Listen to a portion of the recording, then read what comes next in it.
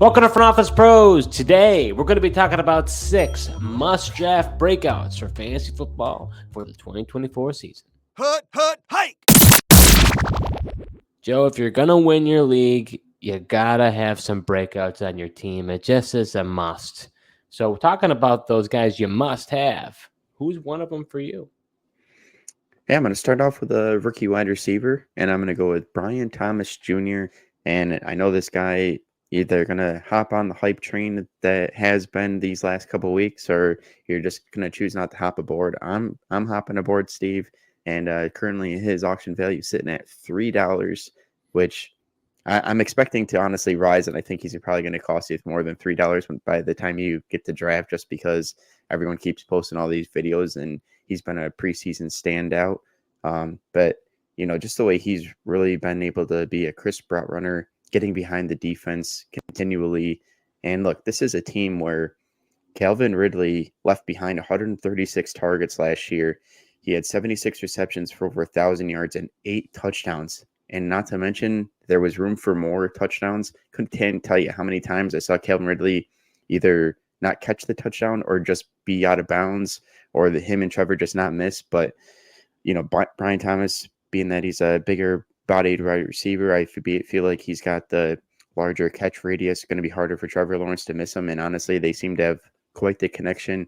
And I do think Christian Kirk probably will still be the wide receiver 1, but Brian Thomas Jr., I think, has definitely solidified himself as the wide receiver 2 thus far. I don't know what train you've been on. I feel like I've been watching the bullet train of Malik Neighbors. Maybe that's why I haven't seen the news surrounding his counterpart in Brian Thomas Jr. from LSU Tigers. Yeah, I don't know, man. On my feed has been a lot of Brian Thomas, just cooking the wide receiver corners at practice. He was getting behind corners in the preseason games, getting long bombs thrown to Trevor Lawrence. Yes, there's plenty of Neighbors, but there's been a good mix of Brian Thomas Jr. as well.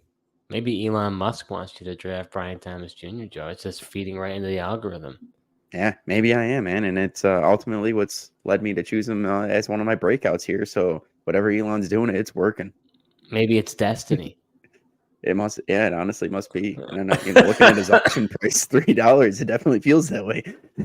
Now, what about Gabe Davis, though? I mean, is there a part I'm not worried about Gabe at all. Really?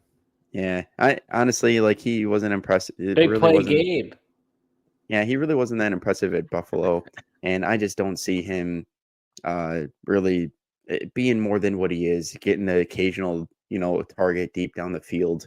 But the way the rapport that I see in training camp and during these games, Brian Thomas seems to be that next guy. So, Joe, I want to talk about a guy that you and I probably disagree the most amongst all the players that we talk about here, prepping up for the 2024 season. Who is it, Joe? It's going to be Anthony Richardson. That's right. Quarterback Anthony Richardson is my breakout, and I'm going to go straight at one of your biggest critiques on Anthony Richardson and why you believe... The fact that he can't pass? That's right. Jalen Hurts in his first season as a full-time starter when, you guessed it, Shane Steichen was the offensive coordinator for the Philadelphia Eagles. He's now the head coach, the mastermind behind the Indianapolis Colts. Hurts had over 3,000 passing yards. He threw, get this, Joe, 61.3% completion percentage. That's not great. That's not great at all. He had 16 pass touchdowns with 780 rushing yards and 9 rushing touchdowns. The question is, can Anthony Richardson repeat that performance? I think he can. And that would mean that Jalen Hurts in his first season, he was QB9 that year. I think the ceiling's even higher for Anthony Richardson. When we think about a breakout, we're talking about a player who's having a career high or somebody who really makes their presence known. I think this is that time for Anthony Richardson. Yeah, we'll see. I mean, he's definitely going to have to play more than 4 games this year to make that happen.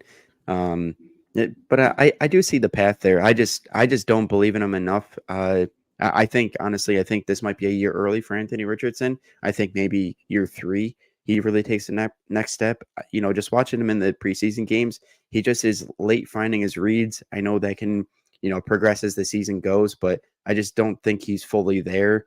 But I get your points in the Jalen Hurts comparisons, and a lot of that is because of Shane Steichen. And he definitely has the weapons to be a productive passer. That's the big point, is I don't think he's good enough as a passer just yet. And here's the thing: ultimately, you get him for $14, where you could get Jalen Hurts for $29. So why not get Jalen Hurts light with Anthony Richardson and you save $15? Only thing is, you pay $15 more, and I have much more confidence that Jalen Hurts is going to finish inside that top 5 as quarterbacks. But that offense kind of fell off the rails last year. You got to hope that Kellen Moore rights the ship. I think Kellen Moore can. I think he can right the ship, and I don't know. But Herbert was a disappointment. You and I both thought that Herbert would take a next step, forward with Herbert Herbert would take the next step forward with Kellen Moore as the OC, and that didn't happen. No, but he also got hurt, so it was tough to say.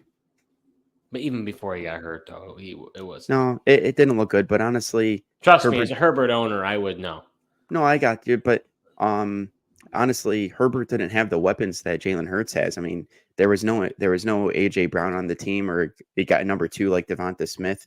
So I think just with the weapons that Philly has at their disposal and moving these guys around, I think Kellen Moore can make something work. That's where personally, like, it's somewhere where you spend $14 and it's risky, or you could just spend up the $15 and get Jalen Hurts, and you pretty much know he's going to probably finish in the top 3. Are you enjoying this episode so far? Well, if you are, subscribe to our YouTube channel, smash that like button, and hit the notification bell for upcoming videos. We do videos throughout the year, so you're not going to want to miss what we have in store. All right, Joe, who is your second breakout that you've got your eye on? I'm going to go with running back Isaiah Pacheco. And wait. You just said this guy, you hated this guy's value. Hold on a second. What's going on here? Well, this doesn't have things to do with necessarily the value. Yes, I didn't love the $34 value, and actually it's since gone up since that video to $36. So people are thinking about Pacheco like me, but it's just the point of, if you go from stats and just strictly opportunities and put the value aside. I told you in that same video that I absolutely love this guy, but I didn't love his, the price that you're going to have to pay for him. And I think he's got the potential to have a career year. That's why I'm calling him a breakout. There's just nobody else on this team as far as the running back room. Jerick McKinnon's gone. And then they asked Andy Reid, who's going to control the third down, as far as the running back room. And he said Isaiah Pacheco. So, I mean, he got potentially a 3-down back. He already improved his numbers from his first to second year last year as far as his receiving numbers. He's a complete back. I've got him going for 1,100 yards and 8 touchdowns, along with 53 receptions and 286 yards, another 3 touchdowns receiving potentially. So obviously I'm predicting to have him the big year, and this is, career year, breakout year. And if it doesn't happen this year, then I don't think it'll ever happen for him. Yeah, I mean, Joe, you're really backing that horse. You're expecting some big things from Isaiah Pacheco this year. It is interesting, and it's one of these things that it's hard to quantify. And you'll hear what I'm saying here in a second. We just heard recently, if you listen to fantasy football content, Jason Moore, the fantasy footballers, pound the table, said one of my guys was Isaiah Pacheco. It's interesting because depending on how much fantasy content you consume, and based on, the different, whether you look at CBS Sports or Fantasy Pros or whatever, I feel a lot of times whatever's in the news, I guess, people are talking about, like Malik Neighbors, everyone's talking about. So if people are talking about the player, I would anticipate then their auction values go up. And in state drafts, people are early drafted because everybody wants that player. So I feel like if they're in the noise, like everyone's talking about them, I almost feel like as a result, you said Pacheco's value is starting to rise. It's like these different influencers who are talking about this, more and more time people talk about it, all of a sudden there rises and rises and rises. What do you agree on that? Oh yeah, completely. I mean, there's a ton of factors that cause these things to rise.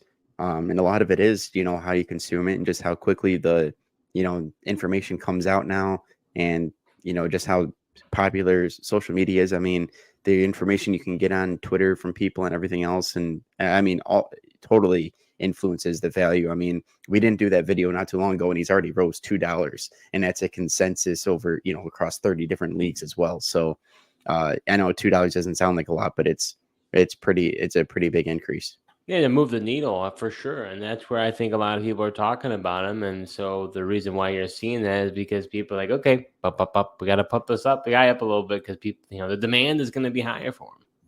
Yeah, just another thing I like about Pacheco. I really think last year they created a shift in what the Kansas City Chiefs are doing. And I do think even with the upgrade of passing options that they have, I still think this offense will run through Pacheco, and he'll get plenty of opportunities. So my second breakout that I got my eye on is tight end Kyle Pitts. Now, back in his rookie year, his career best was 1,026 receiving yards, which, for his rookie year was pretty good. Since then, he's been a disappointment. His career best, 3 touchdowns. If you're going to do really well, especially at the tight end position, you got to have a lot of touchdowns. Well, Kirk Cousins is now the quarterback. And when TJ Hawkinson was playing with Kirk Cousins back in Minnesota, in 15 games, he had 127 targets, 95 catches, 960 yards, and 5 touchdowns. So if you look at this Falcons team, Joe, it's pretty bare bones. I mean, others may disagree with me, and if they want to say that Drake London's the breakout, then by all means, I totally see it. But at the end of the day, either Kyle Pitts or Drake London or both are breaking out this year, unless Kirk Cousins, doesn't come back well from this Achilles. I anticipate one or both are going to break out this year.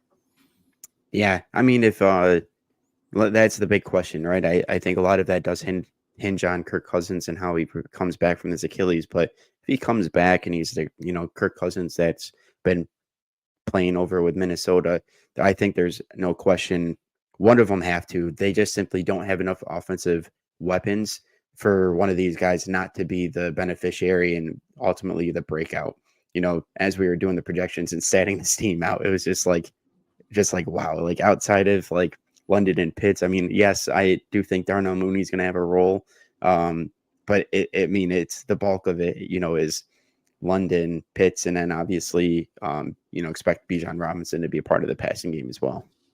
But like you're saying, it's bleak. It's very bleak. So one of those two guys are going to break out. My bet is on Pitts over London, but you could go either way. But I mean, we've seen what Kirk Cousins has been able to do in his career and how he's been able to support, receivers and tight ends. So, and honestly, and even if he isn't able to stay healthy, Michael Penix looked pretty good. He was a gunslinger in his own right. As long as the pocket can stay around him, that was a big thing. You need to have an insulated pocket for him. But if he can, he's a very accurate passer. So even if it doesn't work out, I have confidence in Penix. Yeah, I mean, that is a good point. Like you said, as long as there's a clean pocket, Penix doesn't have to scramble around. That's not really his game. He's a pocket passer, but he can be just fine from a clean pocket as well. That is a good point. But just from a value perspective, I like taking the bet on Kyle Pitts because it doesn't cost you as much. I mean, Drake London's auction value right now is at $30 versus Pitts has been right around the $13 mark pretty much all offseason here. So $17 difference. And, want to take a bet on one of these guys, I'd just rather go with the cheaper guy. Absolutely. So, Joe, who is your final breakout that you got your eye on? Yep. And hopefully I don't get burned again on this guy, Steve, but just can't help myself here. It's going to be wide receiver Christian Watson of the Green Bay Packers. Look, I know there's many receivers on this team. LaFleur just wants to throw up with who's potentially the wide receiver 1 on this team. But I think at the end of the day, Christian Watson is going to be the guy you're going to want for fantasy. I think he's going to, as long as he's able to stay healthy, this should be a breakout year for him. When he's come back, just in the 9 games that he played last year, that's all he was healthy for. He saw an average yards per reception of over 15 yards. He also scored 5 touchdowns. So, I mean, that's almost scoring in touchdowns in half the games he's playing. And he accounted for 33% of the Packers' air yards as well. So that's why right now his value is sitting at $5. I know a lot of people believe in, Jaden Reed, he's 10. I know it's only $5 more, but I'd rather take the $5 on Christian Watson. He creates the big plays, and something that he's always been able to do when he's on the field is catch those touchdowns. So in the offseason, he's also gone out and kind of went to the University of Wisconsin. They figured out the inefficiencies with his hamstrings. I know, hearing that it's not 100% even, but it's a heck of a lot closer, which gives me more confidence that he could actually play near a full season this year. That story alone makes me nervous. You have to go to a university to test to make sure your hamstrings are okay, and you find out that they're uneven. Doesn't that have to give you pause? I mean, you don't hear that every day from other players, unless it does, and we just don't hear about it. I'll tell you what, everyone's talking about Greg Dulcich right now. He didn't go to the University of Wisconsin, but he went through the very similar process. They found deficiencies between his hamstrings. That's ultimately what's got him on the road to recovery and on the field and looking a lot better for the Broncos right now as well. So it seems maybe to be, it's a trend in modern medicine. I guess who knows. Hopefully for them, it would be helpful. But I mean, I will give you this. I disagree with you, but I will give you this. He definitely has big playability, no question about it. I think if you were playing best ball, sure, because then if you have him and he goes off, great. But I think LaFleur is onto something where I don't think it's going to be a consistent guy week in, week out. He's going to have spikes, and then he's going to drop. And he's going to be a very frustrating player to have on your roster because you're going to play him, he's going to bust, and you don't play him, he's going to boom. And to me, Jaden Reed, of all the receivers there, is probably the most steady. He was the most steady last year. So I would go with Reed on that.